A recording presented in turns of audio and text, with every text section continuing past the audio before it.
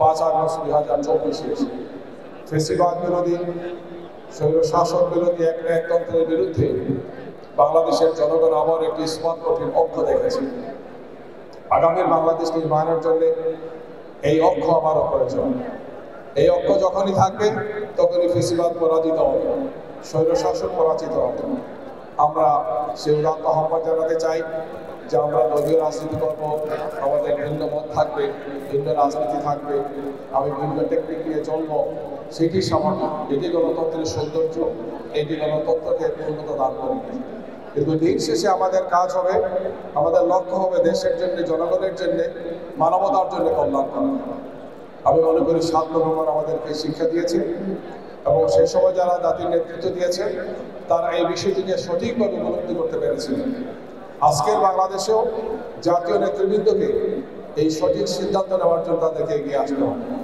আমাদের মধ্যে যদি বিভেদ থাকে, আমাদের মধ্যে যদি মতবিরোধ বা মতপার্থক্যতা একটি গণতন্ত্রের বৈরিতার রূপ লাভ করে, তাহলে ফেসিবাদ আবার মাথা ছাড়াবে।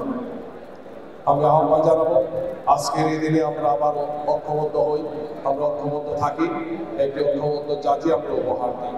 আগামী বাংলাদেশ 2026-এর ফেব্রুয়ারিতে নির্বাচনের জন্য পুরো জাতি উন্মুখ হয়ে বসে আছে। দীর্ঘদিন 3টি নির্বাচন এই জাতি অংশগ্রহণ করতে পারে। বিনামূল্যে নির্বাচন, রাতের অন্ধকারে নির্বাচন আর আমিয়ার নামে নির্বাচনের পরে আগামী নির্বাচন জাতির সবচেয়ে গুরুত্বপূর্ণ বিষয়। আর এর জন্যেই যারা এখন ক্ষমতায় আসছেন, দায়িত্ব নিয়েছেন অন্তর্বর্তী সরকার, তাদের 3টি প্রায়োরিটি ছিল: সংস্কার, বিচার এবং জাতীয় সংসদের নির্বাচন। সেই সংস্কারের কার্যক্রমগুলো চলছে, বিশেষ করে গণভোট, যেটি আমরা মনে করি যে একটি জাতির একটি গণদাবিতে পরিণত হয়েছে। আমরা সবাই এই ব্যাপারে একমত হয়েছে গণভোটের ব্যাপারে। শুধু মাসটা নিয়ে, তারিখটা নিয়ে আমাদের মধ্যে মতপার্থক্য। আমার ধারণা জাতীয় রাজনীতিবিদ স্ব অবস্থান থেকে একটু ছাড় দিলে আমরা অবশ্যই এক জায়গাতে আসতে পারবো ইনশাআল্লাহ, এবং সেটি জাতির জন্যই প্রয়োজন।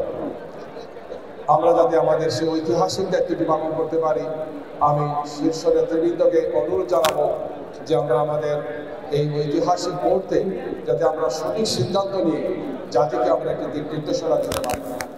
নভেম্বর 24-এর 5 আগস্ট জাতির জন্য ঐতিহাসিক দিনগুলো আমাদেরকে স্মরণ করিয়ে দেয়। আমাদের মধ্যে যত ঐক্য থাকবে, আমরা যত ইস্পাত কঠিন ঐক্য গড়ে তুলব, ফেসিবাদ তত তাড়াতাড়ি বিদায় নেবে।